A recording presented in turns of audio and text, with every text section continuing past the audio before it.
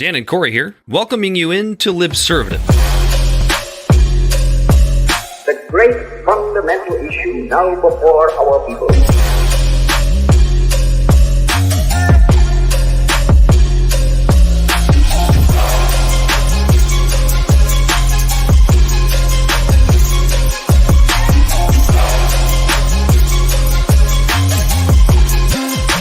We, the people, cannot turn back.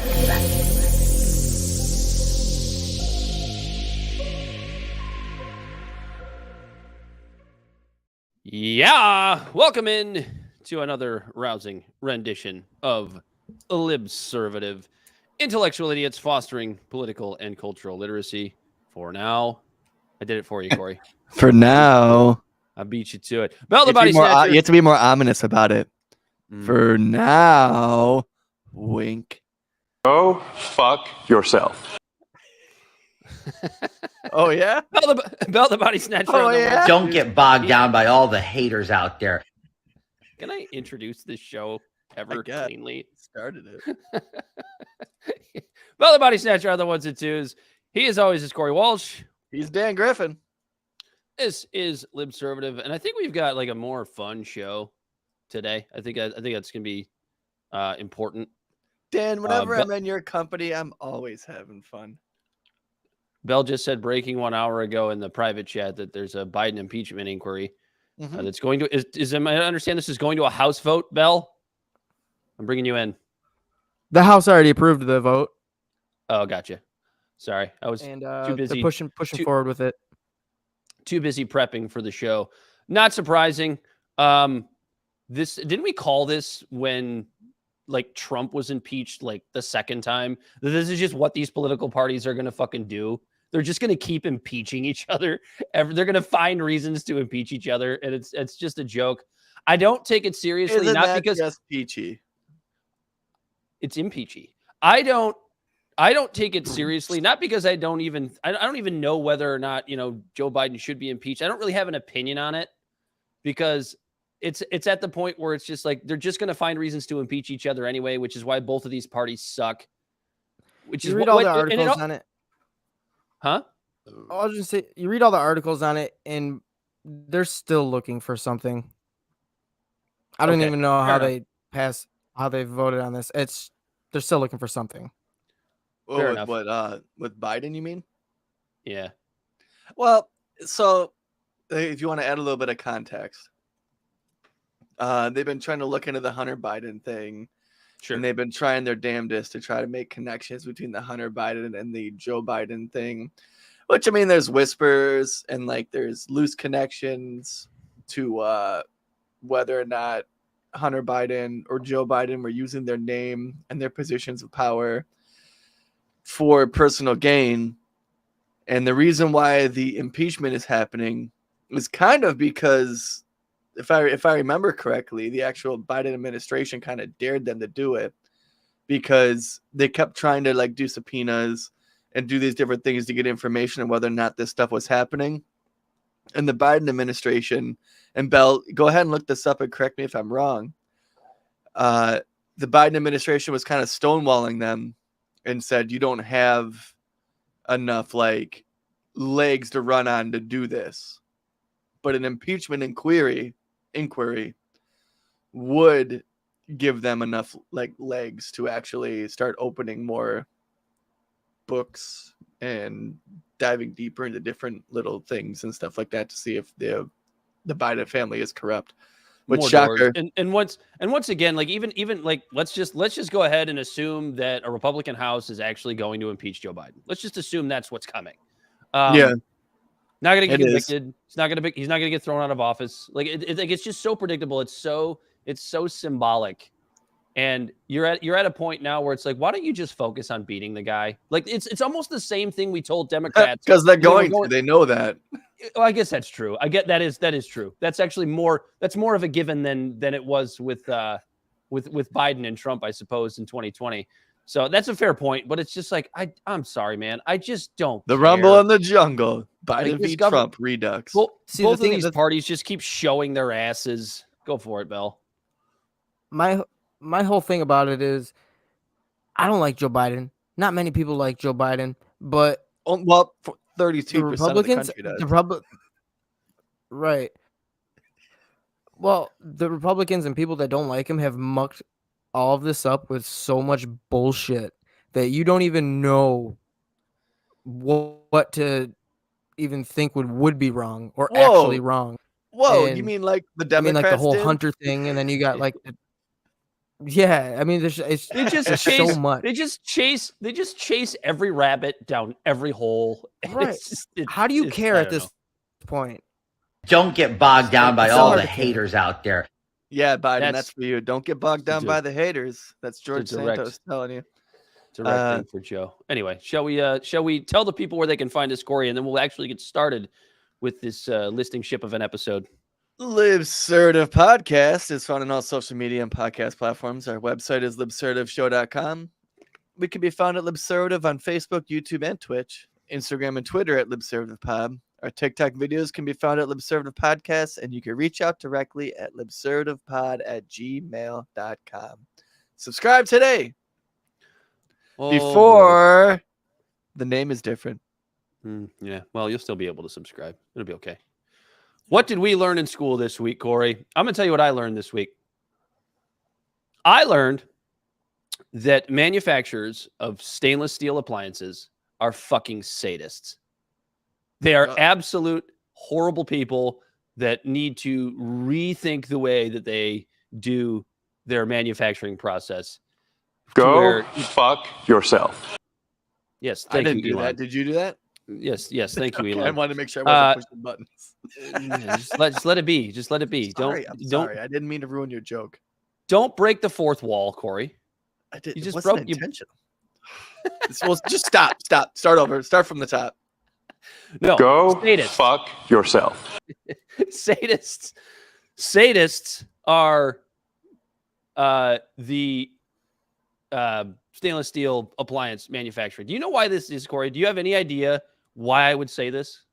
Oh man. So stainless steel is basically steel. I think it's I don't think you're gonna guess it. I don't think. no, but I know that stainless steel, there's a whole nother aspect to the manufacture of it. And I think because stainless steel is not magnetic because they add not aluminum. I forget what they add to it, but I'm assuming it has something to do with probably like kids or some sort of minority group or some sort of group being exploited.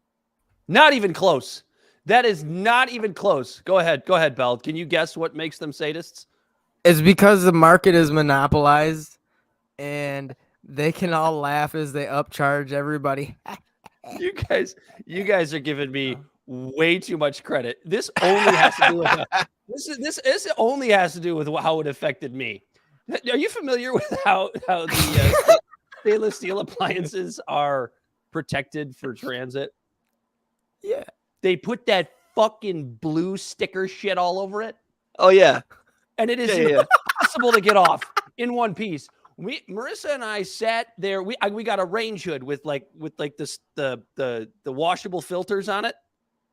We spent, I swear to God, between the two of us, probably 3 hours peeling off this blue shit from every individual line of the filter. No, use a little bit of olive oil. Dude, we tried a million things. I tried heat. I tried blades. I tried oil. I tried everything. Oh, you did try the oil. Yes. So there was two different types of it, right? So there was a thicker stuff that was a lot easier to get off. But for some reason, the stuff that was on the filter was really thin. And every time you would grab it, it would rip. A little piece of it would rip. A little piece would rip. And so you're peeling it off in 1 inch segments. Is that why forever. people just leave it on? They're like, fuck this. It is awful. It is. They've got to find a better way to protect stainless steel for transit. Otherwise, because Jesus, 10 years ago now, there was a point when I was on a real low point in life where when I broke my elbow, and to help make ends meet, I was actually scrapping and going and picking out things out of people's, I'll just say it, trash, to refab. To refab things and do things like that to make some cash. And one time I found a stainless steel microwave in the garbage and it worked great. Well, it worked great enough for me because the way I tested it was put an ice cube in the microwave and just put it on for 30 seconds and see if it melted, And it worked great. So I turned around and just sold it on Marketplace and Craigslist for $50. But it had the blue on it still. And I was like, how the hell do these people still leave the blue on their stainless steel microwave? And now you know I'm why. getting a little bit of context. Now you know why. Why do they? You think they would put something padded on it? I mean, why do they put just a little blue film on it? You can't be worried about a stain. Because it's stainless. Right. I don't know, man. But all I know is never again. You're going back to just God. The when did I appliance do white. that? On Monday the 11th, 12/12/2023. Never forget. What did you learn in school this week, Corey? You want to know what I learned? Yeah. You want to know what I learned, Dan? You want to know what you learned? Shitty polarized policy ultimately leads to hypocrisy. Okay.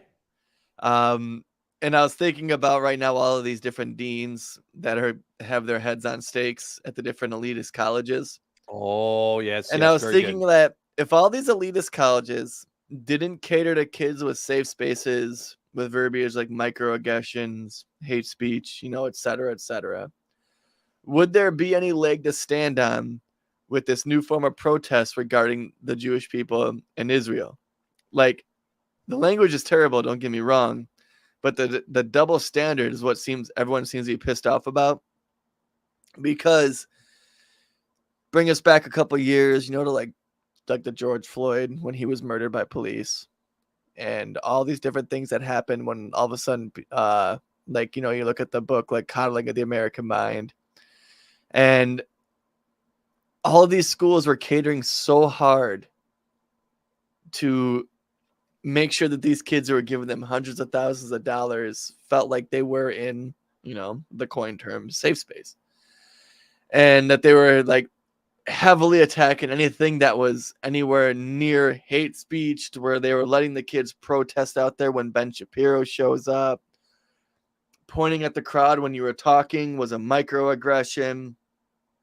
All of these different wild shit that was happening, to where now, fast forward, 6-7 years later, and you have a bunch of those kids out there literally calling for the genocide of Jewish people in Israel. What is it called? An infantata, or not an infantata, but I think you know the word I'm looking for. You know the thing. The thing, yeah. Listen, Jack. But so I guess what I'm saying is, Corvette. yeah, that guy. But they put themselves in this position of walking on eggshells. You're talking about intifada, I think is the word. Intifada, yeah. These colleges put themselves in this weird little box where they're walking on eggshells, to the point that they didn't want to offend the students on the campus, that when they were actually being brought to task and asked if calling for the genocide of Jewish people was considered hate speech under their own policies, and they were just like, it depends on the context. And then they were literally saying that, well, if the speech turns into any sort of like actionable thing, then obviously we care about it. But if they're just saying these things, to where that was like originally the policy before all of this shit happened, which I'm more for. I want kids on school grounds, no matter they think the earth is flat or they're mad with a grievance, any of it, they should be able to speak their mind without getting put on a blacklist like the Republicans are talking about wanting to do to them. Yeah. But they've made such shitty policy that they've put themselves into a bit of a pretzel, to where they can't go against their policy because they might piss off a couple of their students. Well, now all of them, like some of them are getting shit canned and having to resign and stuff, to where like, if you didn't put this shitty policy in place in the first place, you might not be in this conundrum that you're in. It's identity politics. Like this is what identity politics and vague policy like hate speech gets you. Because it comes back around to what we've been talking about for the longest time. What constitutes hate speech and who decides what that is. Right. And it's not the students. Right. What happens when the other team gains a little bit of power or gains a little bit of cultural clout, like with the case of the Israel-Palestine conflict? Now you're fucked because you've just gotten bit in the ass by your own stupid identity politics policy. Right. Exactly. Because when it comes down to the students in the colleges, in like, you know, like their minds are still forming, they're young, and they see the world through oppressors and oppressees, right? And in their mind right now, they see the Jewish people as the oppressors. So those are the ones that they need to see get taken down a rung. I can't remember because it hurts the graph. oppressees, but because the colleges kowtowed to these people, they put themselves in a position to where someone asked, you know, and it was almost like a gotcha question, like, is this hate speech? Shouldn't you do something about this?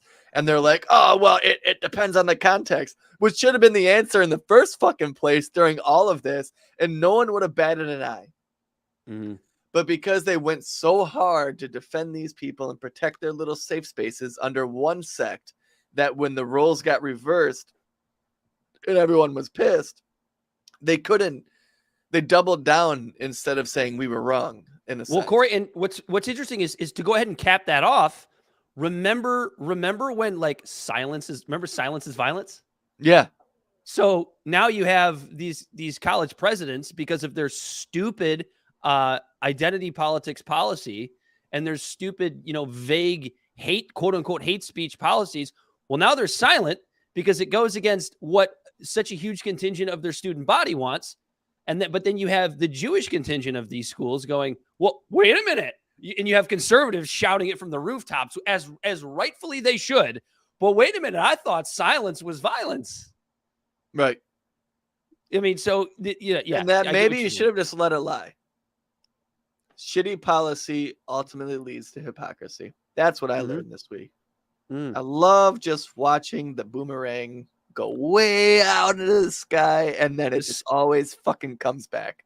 The snake eat its own tail, and that's not just a college kid like liberal thing. We see it on the right. We see it on the right as well. I mean, look at Ben Shapiro talking about how it's so horrible. Go ahead. So the word you used right there is the word that I'm also like trying to really bring home. College kid. It's two words. I was gonna say the word kid, but they are in college. Kid. They're fucking kids. And you have adults in charge in those schools, and they should have put their fucking foot down in the first place. But because they didn't, because of the fact that colleges make billions of dollars off of these kids, they have to kowtow to them. And now all of a sudden, they're quote unquote shareholders. Yeah, basically they're shareholders. But now those same kids are getting them in trouble because now they have to do double speak and they have to do double talk and they have to go, well, I mean, depends on the context. And everyone's like, well, wait, hold the fuck on, because the Jewish community now is really pissed because they're like, replace that with black people, replace that with trans people. And you were right on board. No, dude, like that's a grievance that like the Jewish community has had for a very long time. And I think I didn't really look that much into it, or it didn't have much weight about until it now. Right. And then something like Israel happens, and you're really starting to see it. Like if you scroll through Twitter or X for, you know, if you type in like whatever the hashtag is, Israel Gaza or whatever, like there is some like legit anti-Semitism on there. And what's interesting about that is just like pictures of missing people getting ripped down in the colleges, like that's fucked up. No, but that's not even what I'm talking about. I'm talking about like when somebody who's pro-Palestine comes on and goes, you know, says, you know, from the river to the sea. Like, to you saying that, as the person who's saying that, you might not see that as anti-Semitic, right? You might see that as, you know, being a freedom fighter for Palestine. But this is the issue that you have. Not everybody fucking sees it that way. Yeah, that was another thing I was like almost leaning towards being the thing I learned this week is activism has turned into bullshit, because activists never, like, the point of activism is to get people to see your point of view and to try to change the world and make things better, right? Now it's just virtue signaling. That's all it is. Activism now is just shouting people down and telling them that they're racist, xenophobes, terrible human beings if you don't see it the way they do. Activism is... And I'm not sure if that's ever worked on you, if someone just calling you a piece of shit, if it's changed your point of view, but it hasn't for me. Activism is nothing short of selfish virtue signaling. It's all about how it makes it makes you feel. Like activism now is because as that's deep true. It is as deep as a black puddle in the Walmart parking lot. Like there's no depth You're to right, activism in 2023. Because I've been to protests, and you go to a protest and you scream it out and you're around a bunch of like-minded people. The next morning, it's equivalent to the same feeling to me was equivalent to a very good ego-busting shroom buzz the night before. Bell, did you learn anything in school this week? Yeah. What'd you learn? The population of cats are detrimental to us as American people. Oh, God damn it. I've been saying shit for like a decade. Don't get bogged down by all the haters out there. No, fuck a cat. Listen. Yeah. Feral cats. One of the most well, detrimental invasive species, yeah. They are an invasive species. They're linked, is it 340? Yes, 347 of the species that are on the endangered species list are because of feral cats in North America.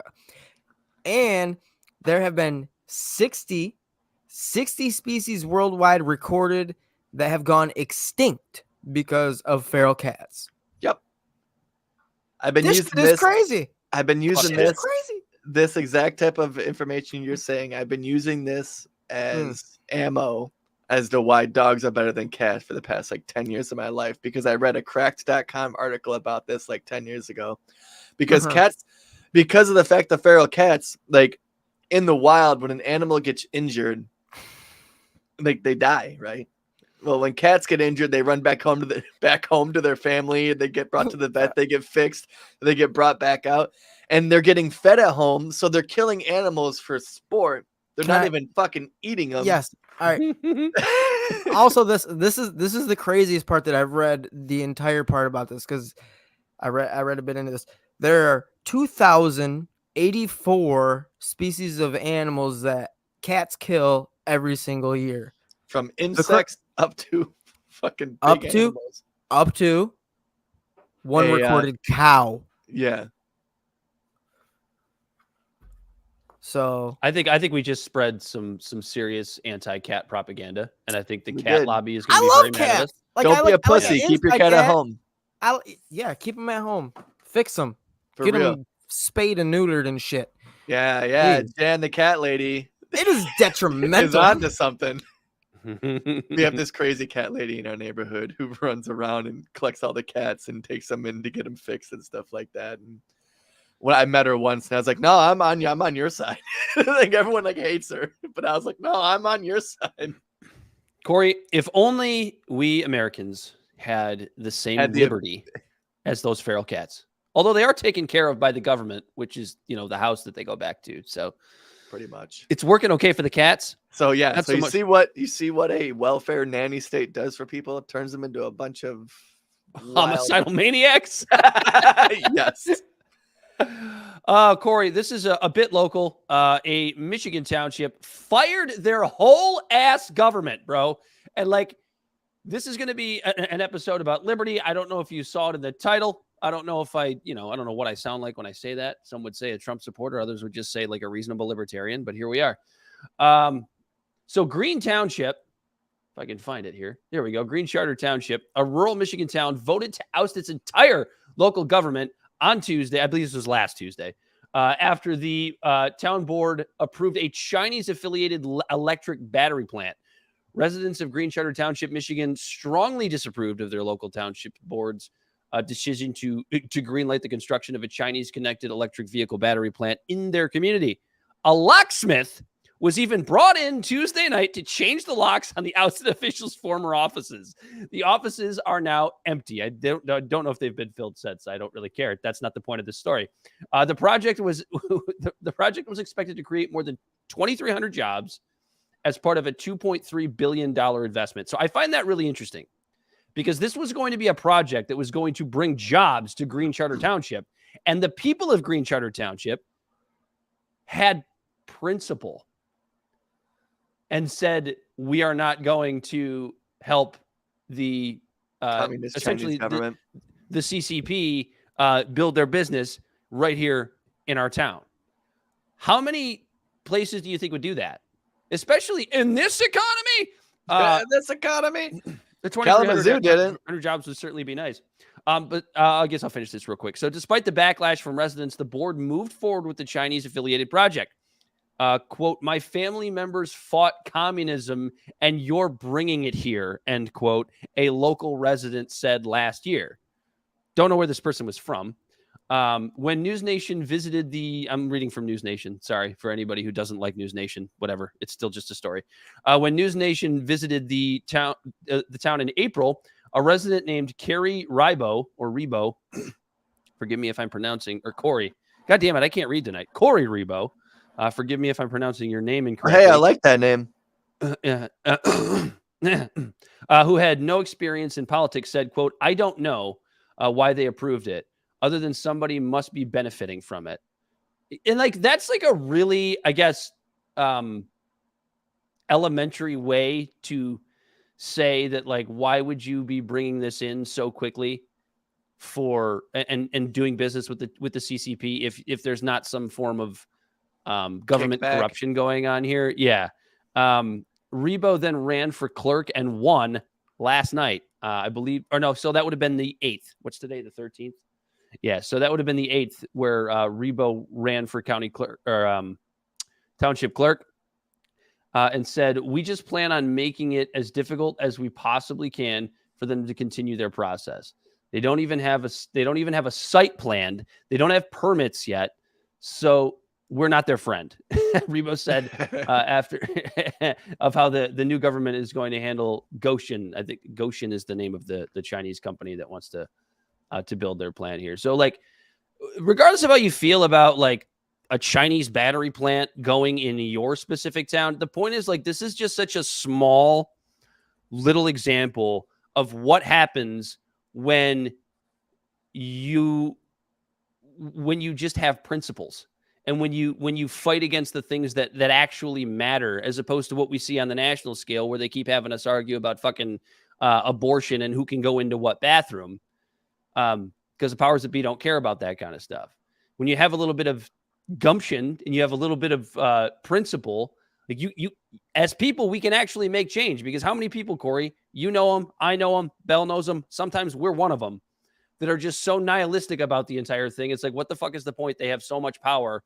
What are we going to do? Like, this is just like a small example of just a small town in Michigan going, fuck you. We're ousting our entire government and starting from scratch.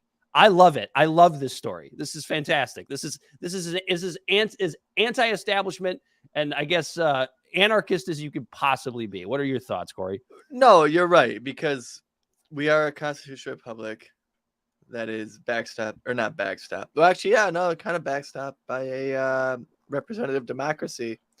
And for good or ill, the people have the say and the power over their government. And what it sounds like ultimately is the people said, we don't want this. And the local government said, fuck you, we're going to do it anyways. And then the people said, no, fuck you. And kick their asses to the curb. Now, will this hurt the city that's up? Like, this will have to be a little township we're going to have to keep an eye on, because who knows when you create a power vacuum, whether it's a coup or it's through the electoral process, it could go one of two ways. It can go to a shit show. Like, who knows who they're going to be replacing these people with? It could end up being a Cinderella story. It could end up being I don't know. What's a really sad story that just ends really shitty? Don't look up. I don't know. It could be something bad. It could be something good. We'll have to see what the outcome is. But regardless of that, these people in this township put their money where their mouth was, and they put their vote where it mattered, and they kicked the people out because the representatives weren't doing what they wanted. They had their own little January 6th. They arranged a coup. No, it wasn't squatters' rights. It was like through the right legislation process. So we'll see how it ends up. Right? Ousted. But that's what we can do. That's what we can do at the polls, folks. Like this is actually possible. You don't have to look at it as and like, is it possible for us to like go out tomorrow and oust the entire federal government that way? Probably not. But this is proof that like when we talk about things like getting more involved in your local politics, in your local government, like that's where this shit starts. That's where it's always going to have to start. This is why it shouldn't be a big federal government, but it should be bigger local governments. Decentralized as possible, because these little people had more power in their little township than the American collective has as a whole. It's very strange, but it's very true. So yeah, get involved in your local politics, and this is why, because you actually can invoke change at that level, which then can compound. And the cards haven't lied yet. This could end up being bad for them. Sure, but that doesn't matter because they chose for it. You know what I mean? Like the people chose it. My headphones are dying. That's right. I should have some time. Anyway, yeah, we can move on from that unless you have any final thoughts about Green Township, Michigan. Nah, good for them. I hope it works out. It's a bold cotton strategy. It's a bold cotton strategy. It's a bold strategy, Cotton. It sounded very pro-slavery, what you just said. Very pro-slavery. Go fuck yourself. Speaking of liberty, Corey, it's a liberty-heavy episode. Javier Milei, in his first day in office, fulfilling some certain campaign promises. I did have them all in front of me here. Where did they go? Here we go. I don't know. So Javier Milei, you may have seen this on certain social media platforms. But the big one that everybody seems to be talking about, the campaign promise that he fulfilled as his first day as president of Argentina, as the first ever elected, I think globally, libertarian third-party candidate, which again, folks, you don't think these things are possible. They're actually possible. Now, does it have to get, is it a thing where like it has to get as bad as Argentina with 140% inflation or whatever the hell they have before the American people are finally like, oh, maybe we should try this thing over here. That might be the case because they have one of the worst economies in the world right now, especially the developed world. So Javier Milei went out day one. And this is what I think if a libertarian president were actually elected in the United States would do. He went out and reduced the number of federal ministries. Some reports are saying from 21 to 9. Some are saying from 19 to 10 or anywhere in the middle. The thing is, he cut federal ministries in half on day one. Now they haven't all been completely gone. Some of these ministries were absorbed into other ones. You can find out what those are if you're actually interested. The point is, this is like a situation where libertarian economics, it's really easy to make it make sense to people. When you have all of this inflation, you can literally get elected on going, I am not going to raise taxes, and I am still going to go swiftly forward at getting at least as close as we possibly can to balancing the budget, because this is a situation, the most efficient government possible. Yeah, this is a situation where you see this in corporate America too. There's like a bunch of just middle management that just doesn't do anything. They're always the ones that go when a company downsizes. Yeah, they think their entire job is just like making sure they have a job the next day, like finding things to do. Like that is what a big federal government does. That's what our big federal government does. Just the amount FBI. I mean, I'll even give even if you don't even want to go as far as the FBI, like how many stupid desk jobs exist at like the Department of Transportation? You know, how many? You'd have to ask Pete Buttigieg. I don't want to. But why? He only lives 4 hours north of Traverse City. Just go knock on his door. Hey, Pete. He's like, I'm not home. I'm on maternity leave. Go Hey, Pete! fuck Where does he live? yourself. Traverse Pete City. Buttigieg. He lives in Traverse City. Or at least How he's does the supposed to. how does the dude that is in charge of public transportation live in a city that is so far from any public transportation? I don't know, Bell, but They you don't know what? Keep a they don't fucking even eye really- on that because it makes me think that he's jockeying for some sort of position in our Dude. local government. No kidding. There's literally like 3 Uber drivers in Traverse City. Yeah, I mean, he's. I fuck with the people more- of Traverse City. All right. It's I will more, keep it's an eye more on than it. public transportation. Yeah, definitely keep an eye on that. But the whole point of this is like, when one of the things that I love about libertarians, and I don't love everything about libertarians, but I do love most things about libertarians, it's that like there just isn't any bullshit involved when they actually get elected to office. Now, some of them are full of shit, as any politician is. But when you and who knows how well this will go for Javier Milei and the entire country of Argentina. He's trying to dollarize the country as well. I believe one of the other things that he did, and I could be flubbing exactly what this policy he invoked was, but I think he basically just opened the money markets to where it's not just all about the peso anymore. Yeah, like he's leaning into like cryptocurrency and stuff, I think. But I think he also wants to bring in like make their currency like the American dollar, right? Yes, he wants to dollarize the country, which led me to think like he's super anti-establishment. He's a very Trumpian style guy. I don't think he's anything like Donald Trump. I don't. Other So than here's the fact, the thing. other than the fact that he's like boisterous and curses like Donald Trump did. I don't give a shit if you're Trumpian, if your actions actually minimize the government's hand in my day-to-day activities and my day-to-day living. Shrinking the government.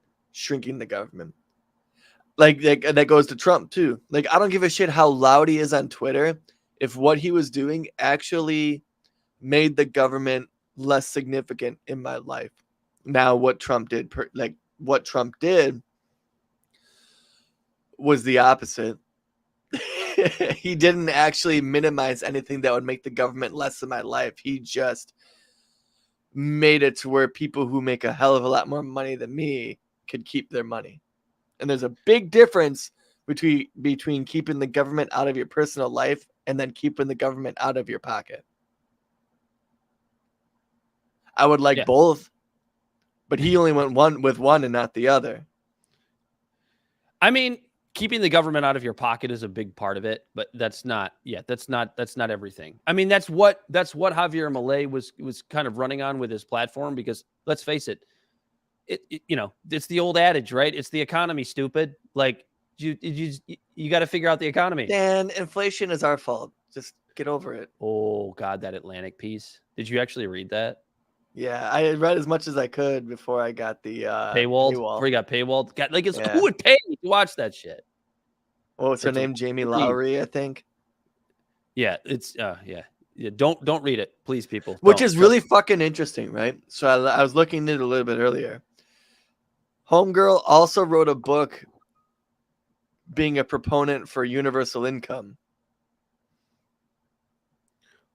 Now, I'm okay with the government just giving me my money back when it comes to something like universal income. But you don't think that that's also going to affect inflation? Yeah, I mean, I've said for a while that like if the federal government, this would never happen, but like in a wonderful alternate universe, if the federal government went, okay, we're not collecting any more federal income tax. We're going to make money the same way everybody else makes money, by providing value and getting people to pay for it, because that's exactly what everybody else does. That's what a good capitalist economy does, right? And they just said, okay, no more taxes, and we're going to all I want is just every dollar that I've paid into federal taxes since I started working. Just pay me back. I don't even want any interest. Just give me back what you've already paid me, or what I've already paid you. That'd be a lot of like, money. Those terms would be very acceptable to me. That'd be a lot of money. Let's see if Javier Milei can deliver on something like that in Argentina for his. We move into Argentina, Dan. I mean, if we took our dollars, do they got Wi-Fi there? That's what's so funny. Like so many of the people bitching about Javier Milei, like in the Twitter universe, they probably don't. I would guess that they don't even know. They couldn't point to Argentina on a map. I guarantee you they couldn't point to Argentina on a map. I could. You know why? Dude, because of the game there- Risk. That's fair. But do kids play it? I'm gonna make sure my kid plays it. Bright Nice is in the house. And no, it's really similar to like the Right, nice. like when you have all of the From the River to the Sea college kids, right? They're out there spouting that stuff off, and then you go and you ask them like what river and what sea. And like the amount of them that don't know what the river or the sea is. Which river are we talking about? Which sea are we talking about? They don't know. Yeah, I don't know the river. Jordan the River. sea is, yeah. Oh, is Jordan it the River, Jordan dude. River? And then the sea Yeah. is the Red Sea, right? Isn't River that Jordan? Is it the River Jordan? Mediterranean. It's the Mediterranean. You guys Mediterranean. don't I even thought know. I thought it was the That's why Euphrates. yeah, but Dan, I thought that's it was the fine. Euphrates. To be fair, No, I thought it's it was the Jordan. Euphrates to You know the what? to the Mediterranean. You know why I'm okay with not knowing? Because I haven't postured to pretend that I give a shit about any of it. That's fair. That's very, very fair. True. That's you fair. listen, if you're listening, this is the first episode you're listening to. You go back and listen to every episode since October 7th, and you'll hear me say both sides have committed war atrocities. Both sides have committed atrocities. Both sides committed war crimes. Both sides have their hands dirty. The only heroes, in my view, are the doctors who are in those hospitals that are trying to save infants as they get bombed. And that we should be staying out of it, and that let this quagmire not necessarily play out because people are dying. I think it's bullshit that people are dying. I don't think that any of us should be intervening in it. And But those that, have been my Corey, stances on it since October 7th. So yeah, Dan, I don't know the river or the sea because Corey, and I want you to know this about yourself. What you just said makes you an unbearable anti-Semite. oh, I'm the worst. Even though I think I'm like, I Damn. think I'm 4% Jew. Somehow So- you're an so- an so I'm- anti-Semite and an Islamophobe at the same time. You can't be a percentage of Jewish. I am Ancestry.com, baby. Based How are on you- other family members who came from the same family tree as me. So I'm So would it be Jewish. Israel? Would you be 4% Israelite and Fuck yourself. not 4%? No, Jewish? Israel is a nationality. I'm Judaism is a 4%. genealogy. I was about to say, am I 4% Christian? Don't get bogged down by all the haters out there. No, that's what's also interesting about Judaism, right? Is that it's a genealogy and a religion. Like I'm not Jewish. I don't wear I celebrate Christmas. I don't celebrate Hanukkah. I don't have a menorah on my table. Well, I you look know. Amish. I look Amish, and I'm a little bit Jew-ish. 4% Ashkenazi Jew. This guy is. Yeah, but I'd still be safe in like 1939 Germany because I have blue eyes. Go fuck yourself. I just want to say though, before I really bounce, I just want to say that I'm really excited about Mr. Milei's campaign and election and vote into presidency here, and Keep it in mind. I am excited to see what happens because Wait, Mr. Malays, who's that? Mr. Milei. It was a possessive story. Keep up. Oh, yeah. oh my gosh, I have his name in front of me, and I'm looking at it, and I'm like, "There's no S on there. What the fuck is he talking about?" The possessive apostrophe. How is Uh, libertarians getting a shot here. I'm excited. okay? Oh man. Unbelievable. I can't Unbelievable. believe you. I can't believe you, man. Who? Dan? I know he's a piece of shit. Look at him. Don't get bogged down by all the haters out there. All right, let's Hey, move on. Hey, Bell. Bell, real quick, hop back in real fast. He's lighting his bowl. Go fuck yourself. I'm not doing nothing. Yeah, exactly. Silence is violence, you piece of shit. Corey, while I go find a charger for my headphones, let's talk about Liberty a little bit more. I want you to set this one up for us. Fuck, I was about to say, hey, I'm gonna go take a piss real quick. Wow, what's up? Government intervention in the housing market. What could go wrong, Corey? Ooh, okay. So I don't know, like, so it's tricky, right? Because Very, very tricky. you like the idea of free market, you like the idea of non-government interventionism, but there's a current bill which is funny, right? Because any bill that is actually like proposed that's supposed to help the American people usually gets shot down. But right now we got this hedge fund housing bill on the docket. And the hedge fund housing bill is a proposed legislation that aims to ban hedge funds and other large investors from owning and controlling large numbers of single-family homes in the U.S. The bill, officially called the End Hedge Fund Control of American Homes Act of 2023, was introduced by Democrats in Congress on Tuesday, December 5th, 2023. The bill's sponsors argue that hedge funds have made it more difficult for middle-class Americans to become homeowners and have contributed to the housing affordability crisis and wealth inequality.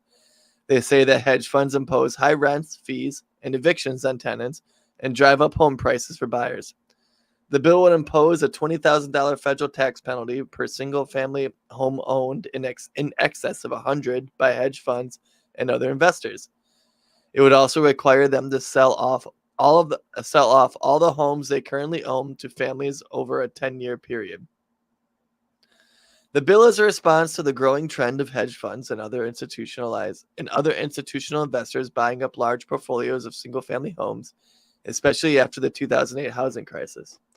According to the Urban Institute, as of June 2022, large hedge funds and other institutional investors owned roughly 574,000 single-family homes. In some markets, such as Atlanta and Phoenix, hedge funds bought more than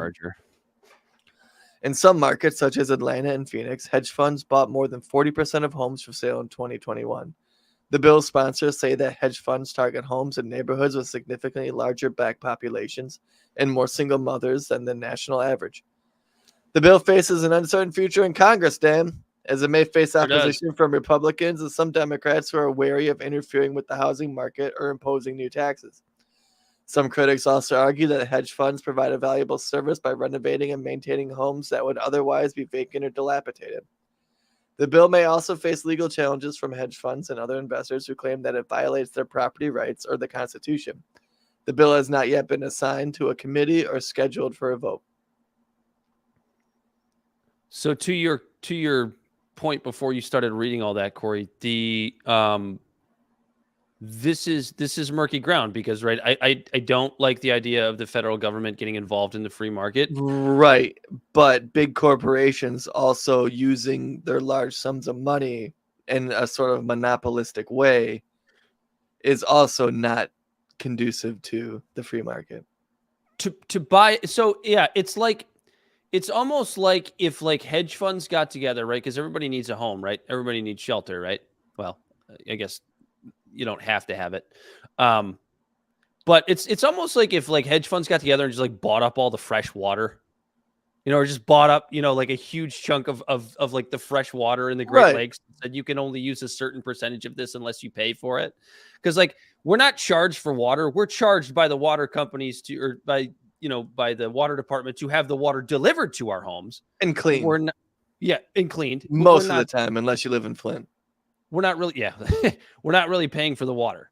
And so it's really interesting because I look at this and I go, there have to be better ways other than trying to break up hedge funds' ability to buy single family homes. Because here's the way I look at this, right? As I sit here and I kind of read the bullet points of this bill, the bill defines a hedge fund as the bill defines a hedge fund as partnerships, corporations, or real estate investment trusts that pool funds from investors and have $50 million or more in net value or assets under management. So you don't think that these billionaires are smart enough to realize that all they have to do is just break these things up into smaller companies to where they're worth $49 million as opposed to $50 million, or find a way to cook the books to make sure that what the worth of the quote unquote hedge fund is is lower than that, and they just continue to buy up these houses. Like these things don't work. And don't get me wrong, I want there to be more houses available to people, and hedge funds not buying as many of them would help with that. I get that. I just feel like there has to, and I don't have the answer, but I feel like there has to be a better way to keep that from happening other than the government just going, we're making it illegal for you to do this thing now. No, I get what you're saying. Because we're all just hopeful billionaires that could one day buy up millions of homes. Well, and okay, so let's look at it from the libertarian perspective now, right? Like, what's one thing that could help? Reducing zoning regulations and making building more possible in more areas. Because if I'm now able to build a home in an area that I couldn't build it before, if there's just more property available to buy for certain use, that's automatically going to drive the price of property increases down. Supply, lowers the demand, basic economics. Yeah. But there is a finite amount of land. Understood. But we got a shitload of it. I mean, sure. But you also have to think about like where jobs are, where people are actually working. Like I could probably, if I wanted to right now, afford a house and land in the UP, but there ain't no jobs up there. You got to get you some remote work. Maybe I'm biased because of the fact I'm in the middle of searching for a house. Yeah, well, yeah, I'm sure you would like it. But it's just like in a free market typically implies what? Like a not necessarily an advantage to other people, but like an equal playing field of sorts. And we're kind of sort of in the end stages of capitalism to where like you get people who aren't getting a fair shake in the free market because of years and years and years of government intervention, allowing people with big pocketbooks to be able to take advantage of the system. Housing is kind of its own special animal, right? Because it's a thing where you're not competing for anything that's like a tangible good, right? Yeah. So where like when there's a protectionist policy that it keeps, like a tariff on I don't know, tin cans, for example, to protect the jobs of some tin can manufacturer in Kentucky. I meant literal tin cans, but yeah, close enough. It drives up the price of tin cans, which drives up the cost of the goods that are put into that tin can, and where protectionist policies tend to fall short of like, yeah, okay, we saved a few jobs here and there, but we failed to realize that the people of the jobs that we saved, those workers are also fucking consumers who are now paying more money for the good. Housing's not really like that. So it is a little more complicated in that way. So I guess I kind of see the point. This isn't coming after someone who is like, like I worked hard. I bought a house. I used the equity to buy a second house to be a landlord of, and bought property to create asset to build wealth. This is people going in and buying, like, for example, in Atlanta, 21% of the homes in Atlanta, 19% of the homes in Memphis, 18% of the homes in Birmingham being bought by one or two companies of corporate investors. We're talking BlackRock. We're talking State Street. We're talking, what's the other one? Vanguard. We're talking companies like that who have it's an unfair practice to where in a free market, ultimately in a free market, you want it to be as free as possible. And in it being free is more of an equal playing field versus the sleight of hand being for someone, whether it's government intervention or a monopolistic weight on the market. Well, it is kind of, it's interesting too, because this sounds like our libertarian friends are going to be upset about this, but that's why I'm small L libertarian. I'm not big L libertarian. Yeah. So it is one of those interesting things where if you're talking about one of these hedge funds, one of these giant corporations buying up whatever you said, 19% of homes in Memphis or whatever the number is, doesn't really matter. That's a big chunk of homes. That's 1/5 of the homes that were available in the Memphis area. you're automatically going to drive the price of homes up just by that much because you've now removed because these houses aren't being bought. Market. Like, and that's the thing is like these houses aren't being bought, renovated. These houses aren't showing up on This Old House or any shit like that. They're not held being and rented. sold. They're being held and rented. Mm-hmm. And these people are sitting here paying the same equivalent to a mortgage on a house that they're renting, and they're not building wealth. To where in America, one of the biggest ways for upward mobility and building actual wealth is home ownership. Yeah, I'm not normally the kind of person who likes to sit here and like shit on corporations or billionaires. In this instance, I'm open to it. My thing is this, and I'm not smart enough to figure this out. And if we have any listeners out there that could break this down to us, we'll be happy to have you on. It's just the fact that it's a bill that's has the government intervening in the open market. It sounds really good. I don't really see an issue, but Corey, there's going to be an issue somewhere. There's going to be a consequence to this if this bill actually passes. A negative consequence. No, there is. And I don't know what it is. Yeah, and so for the lack of not knowing what the third, fourth, or fifth consequences are, because of that, it's easier for me to say that these corporations need to stop because it's market manipulation ultimately. Yeah, there will be a consequence. There needs to be a two-pronged approach to this then, right? Like they need to figure out a way to actually create a bigger supply of houses. Well, one way to do that is to reduce zoning laws. That's one way to do it. Another way to do it is to Maui, Hawaii is a perfect example of that. Another way is to try to push the market into a deflation. Not simply just raising interest rates, because that doesn't put the market in a deflation.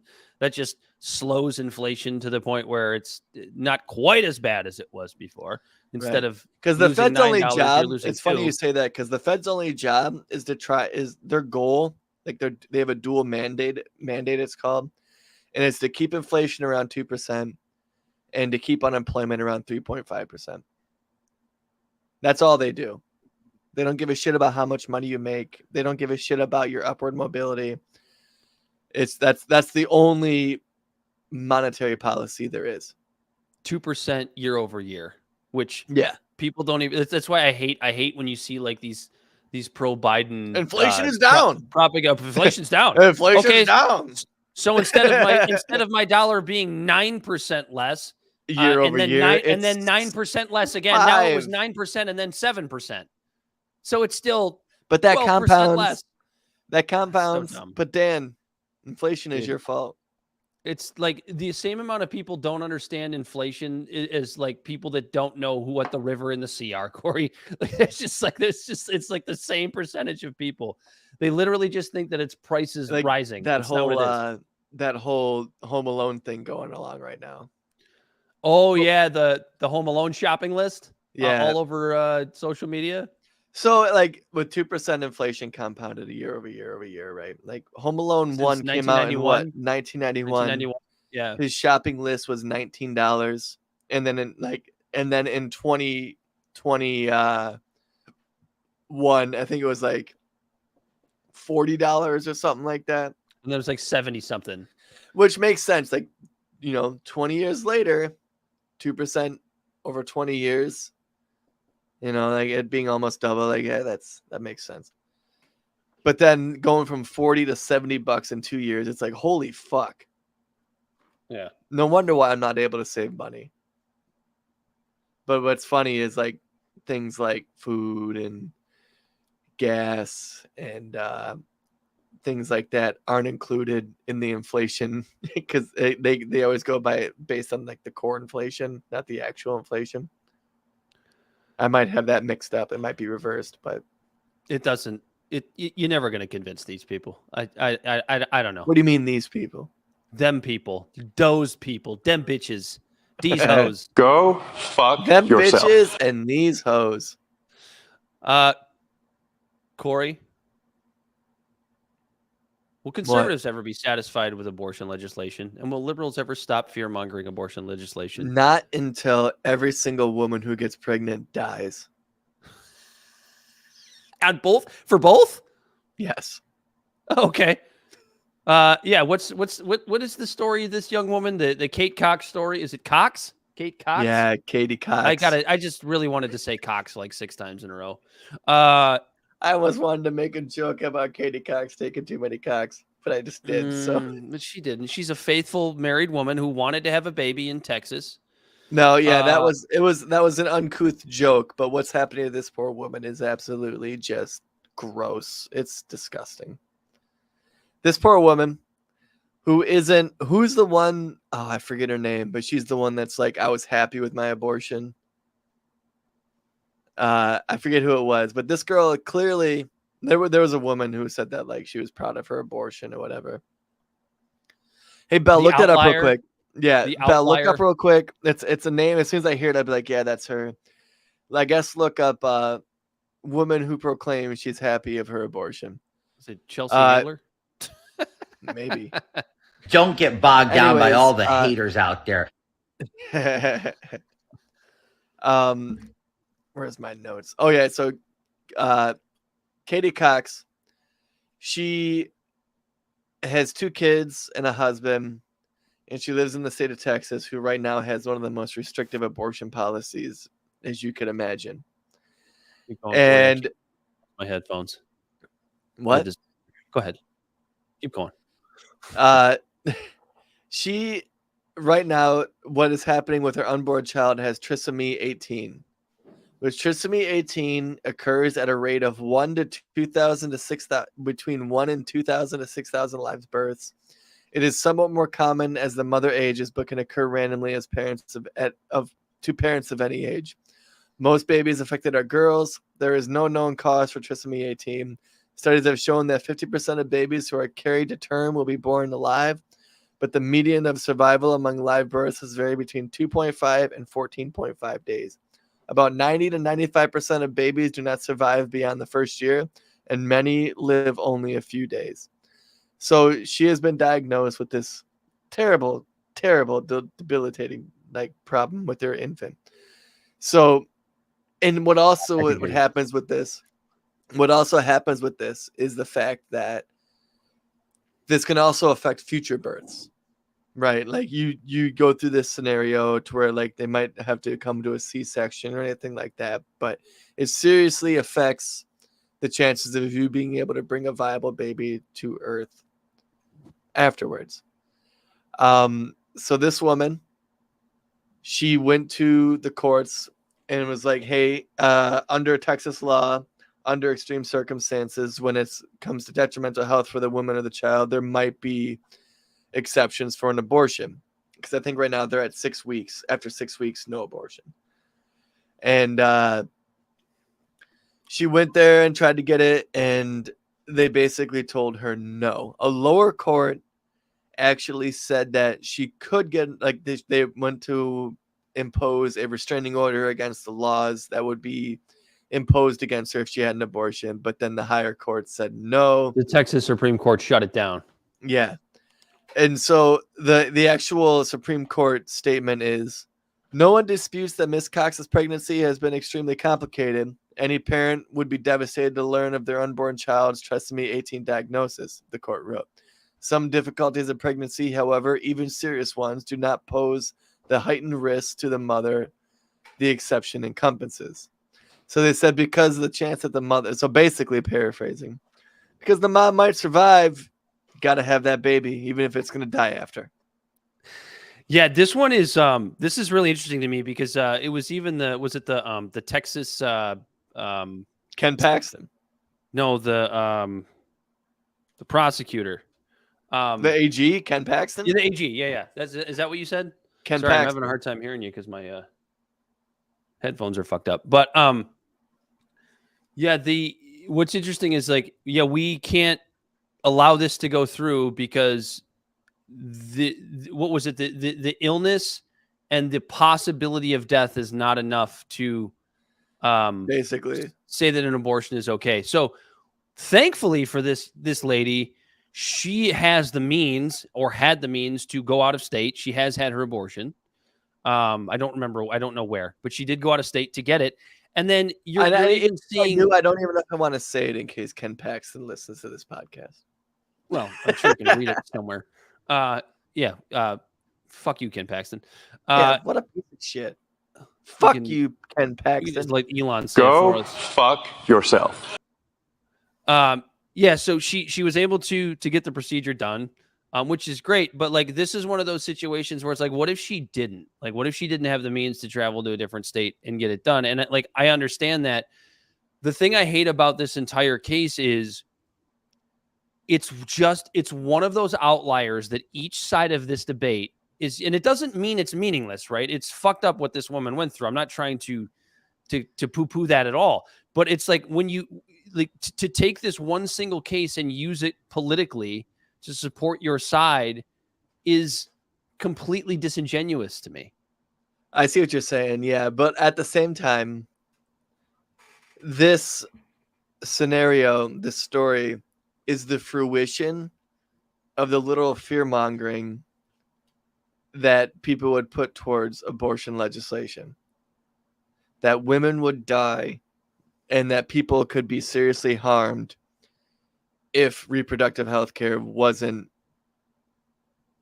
accessible.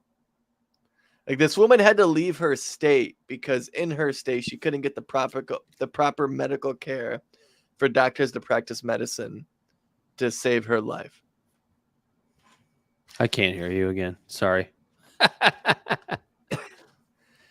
Goddamn wireless headphones. Come on, Elon Musk. Where's your batteries? But so another thing is here's the thing is and it's not like no, and, I can't. That's what's so frustrating is because this poor girl, it's not like she wanted to have an abortion. Cox had cesarean surgeries during her first 2 pregnancies.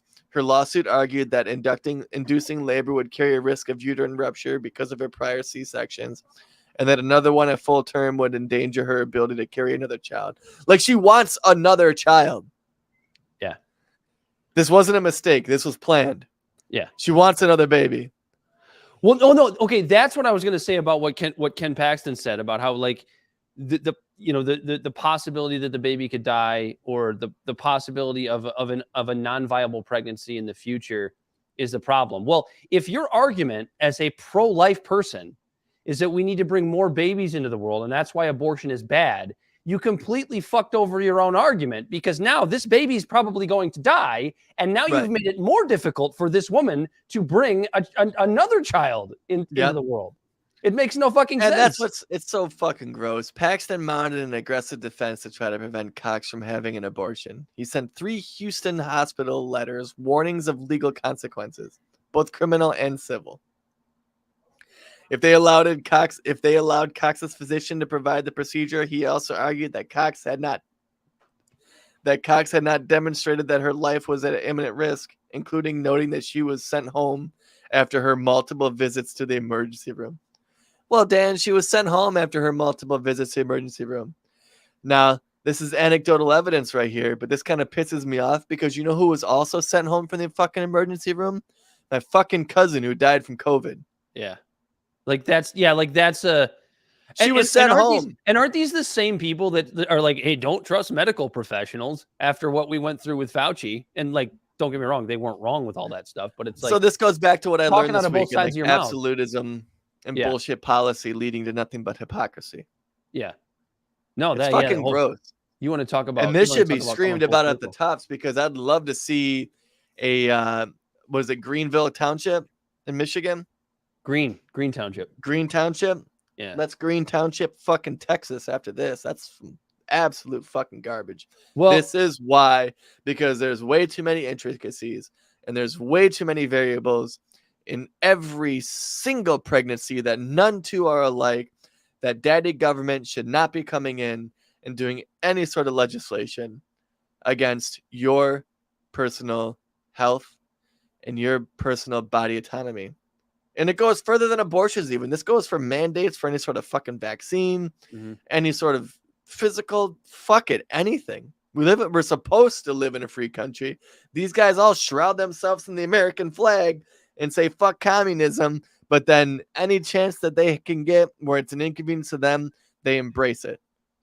Yeah, it's really interesting that neither side of like the abortion debate, because generally if you're pro-life, you're anti-mask mandate, anti-vaccine mandate, or if you're pro-choice, you were pro-mask mandate. Like neither side of this debate has any moral high ground to stand on when it comes to body autonomy anymore. So they don't even say it anymore. Neither side even says anything about it at this point. I guess the other side of this debate that I would bring up, like, I think Texas was wrong here. I think this is fucked up. I think what this woman went through was I'm happy she had the means to be able to get out to another state and have the procedure done. And I hope her and her husband have a happy and healthy baby after this. Like, I'm rooting for these people. I get it. However, the fear-mongering over abortion laws coming from the left, using this particular case is interesting to me as well, because what other case is there, Corey? Like, this is like, like if this is, and you brought up this point a little bit earlier in the discussion about how, how many women have to die, or, how many unborn babies have to go unfed, and all this stuff. Like, these are all the arguments that the pro-choice people use, but they can't come up with any case studies on any of this stuff, except for a handful of times here and there once in a while. Now, is some of that because some of it doesn't get out? Because, as we know, what is it? Lost white girl syndrome is a thing, right? It's the Nancy Grace thing, where if a missing girl is white, it'll be all over HLN. But meanwhile, there's 50 missing black and brown girls every day. Is this another one of those things? I suppose it could be. I hope that's not the case. Right. The worthy and unworthy victims. You have the fucking fear-mongering lefty grifters like Occupy Democrats that will take this fucking case and plaster it all over their Facebook, Instagram, and Twitter pages as if it proves that somehow abortion legislation is destroying the country. I've said it once, I'll say it a million times. I wish Roe hadn't been overturned. If I had my druthers, it would still be law. I understand why it was overturned. However, I wish it wasn't. And we said this when it first happened. Like, this isn't going to be the end of the world for abortion. This isn't going to be the end of the world for the pro-choice movement. But they take cases like this and go, see, this is happening everywhere. Okay, then show me where it's happening everywhere. True, but again, this is their fear-mongering coming to fruition. You understand what I'm saying? Like, they said, like, the people on the left, they said, like, these are the type of things that will happen. And this may only be one case. And God, like, I feel bad for Kate Cox. I feel bad for her family. And I pray this is the only case that this happens with. But it happened. Mm-hmm. You know what I mean? Like, it's happening. Whether it's 1 or it's 100.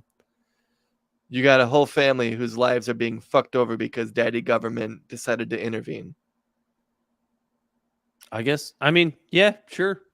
You know what I mean? Like, I'm not saying you're trying to diminish it because it is just one case. No, I'm not. But I know, and I'm not saying that. But what I'm saying is, this is literally what the left said would happen, or the liberals said would happen. I guess what I would say is, it's like what the pro-choice crowd is doing with this type of case is they're trying to say that it happens everywhere, which it doesn't. They're kind of boy who cried wolfing it.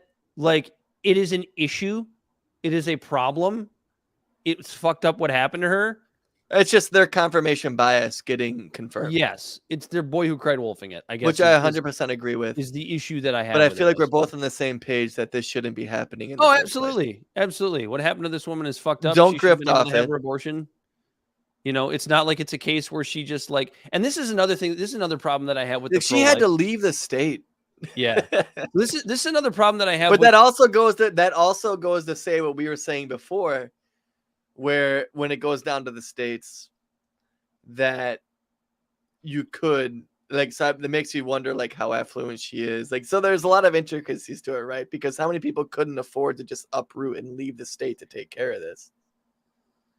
Well, Right. I mean, you could free market And it also makes me market wonder. it, Corey. You could free market it, throw it on GoFundMe. I'm sure there's plenty of, pro-choice Right. people. It who would also throw you a makes little me bit of cash. wonder, so is the state going to pursue going after doctors in the other state? Are we going to see a Supreme Court case, or are we going to see this case get brought up to the Supreme Court? Like, is Ken Paxton going to go after these doctors out of state? I hope he does, because I feel like our Supreme Court right now would shoot him down. Yeah, the horrible fascist Supreme Court that we have that's been like surprisingly good. My dad says Troy Beaumont emergency room is visiting. Mom says hi, I think. Could be drugs. Yeah, shout out to my mom right now. She had to run to ER. Her sciatica, which we think it is really fucking with her. So thoughts and prayers, Juju. Yeah, the whatever. last thing I'll leave this with, just because I spent a little bit of time shitting on the liberal grift of the abortion debate. That's because Occupy Democrats brought it up, and we just fucking hate them. One of the things, well, it's not just them, but one of the things that annoys me about like the conservative side of this argument is that they sit there and they pretend like they care about the babies, but like this woman is literally not going to be able to have babies after her baby dies. That's one thing. But what I was going to say was, just to add to that, is they sit there and they act like there's a bunch of like pro-choice women out there that just go out and get knocked up intentionally just so they can have an abortion. Yeah, I'm gonna stick it. I'm gonna stick it to Matt Walsh and Ben Shapiro by going. Oh, you don't want me to have an abortion? I'm gonna have an abortion even harder. Yeah, I hope they're twins. Like, I hope we get to scramble triplets brains. Yeah, I hope that I have quintuplets, and then when I just spit them out, I don't know. I don't mean that. Yeah, it fucking sucks, dude. Like, this poor girl, like, her baby isn't going to survive. Let's finish with this one, Corey. A little bit of a fun one. Alex Jones back on Twitter. Tell us again how nuanced freedom of speech actually is. Piers Morgan, a man who considers himself basically a free speech absolutist, had to come out and say free speech has its limits. You like how people always hedge that bet? Free speech I hate that limit. fucking saying, because you know what? If these motherfuckers would actually come out and say free speech has its consequences, yes, I would agree 100%. Free speech has its consequences. Free speech does have its consequences. Well, Corey, you can't shout fire in a crowded theater. No, you can. Yes, you absolutely can. Because if there's a fire, or if you're in a play where it requires the actors to shout fire, those are two examples. Oh, no, like, remember me saying before, like, if you're in a theater and you yell fire and everyone just goes, shut the fuck up, doofus, and then that's it, then you said it and there was no consequences. But if you yell fire and the outcome of that is like a riot and someone gets trampled because everyone's freaking out and running, you incited a riot. Now your words became actionable. Your words became actionable. Free speech has consequences.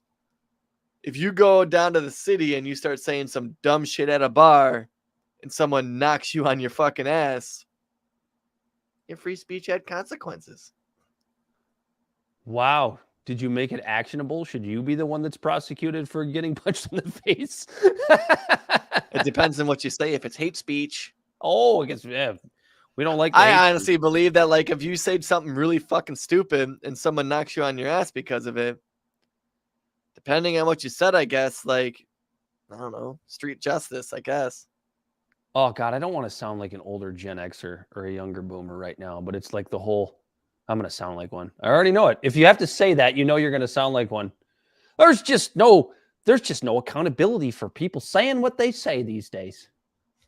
Nobody has any accountability. It used to be you went to the bar and you said something mean, you get your mouth punched in. Now we can't do that anymore, these young kids. No, that's true. Like, I've met way too many people these days to this makes me sound like a boomer, right? Like, I've met way too many people these days that you can tell just have never been punched in the face. They've never been in a fight. Don't get bogged down by all the haters out there. He's probably one of them. George Santos is probably one of them. Punch in the face. Go I got this guy fuck at work. yourself. I love him to death, but he says a lot of shit where I've actually said to him, like, to his face, like, you've never been decked in the face before, have you? And he's like, no. I was like, I can tell. Somebody's going to change that. Somebody's going to change that one day. I'll prosecute you. I'll press charges. Because some people just have uniquely punchable faces, Dan. Yeah, I'm Oh looking. yeah, at so him. Alex Jones is back on Twitter. Good, glad, I'm happy. What's next? There's not more nuance to it than that. Well, what's the nuance? The nuance of free. No, look. I've never found Alex Jones to be as dangerous as he's kind of portrayed. Well, that's the thing, is he wasn't dangerous until he was portrayed as dangerous. He would have been stuck in his little InfoWorld's little bubble of conspiracy theories and things like that until he got blown up saying that he needed to be canceled, bringing other people to see what he was saying. Yeah, It's so the what's her face, the Barbara Streisand effect. Yeah, so he got booted off of Twitter after the Sandy Hook comments, which which nobody even talks about this. And look, I'm no Alex Jones defender, but I will defend people when they deserve to be defended for the reasons that they deserve to be defended for. And like Alex Jones did walk that back. Nobody ever talks about that. He did apologize for that. But again, if you apologize to the mob, what happens? You just get piled on even further. And what he said was fucking stupid. And like I was pissed at him. Hey, he's a fucking idiot. It was not good. And like, he's the kind of guy, he's one of those guys that's like, because people say this to me a lot. They go, well, Alex Jones has gotten a lot of things right. And how do I respond to that? Yeah, I go, because but Alex he's also Jones is the gotten a kind lot of of person, things wrong. Alex Jones is the kind of person that throws 100 things at a wall and 3 of them come out right. And like, that's not insignificant. Like when he's right, we should have the conversations about him being right. But like, think that he incited violence? He's right, equivalent to the batting average of like a decent batter, which is like 0.3. Well, batting 300, that's getting a hit one out of every 3 times. Yeah, but like if you bat 300, you're like Hall of Fame bound. Yeah, you are.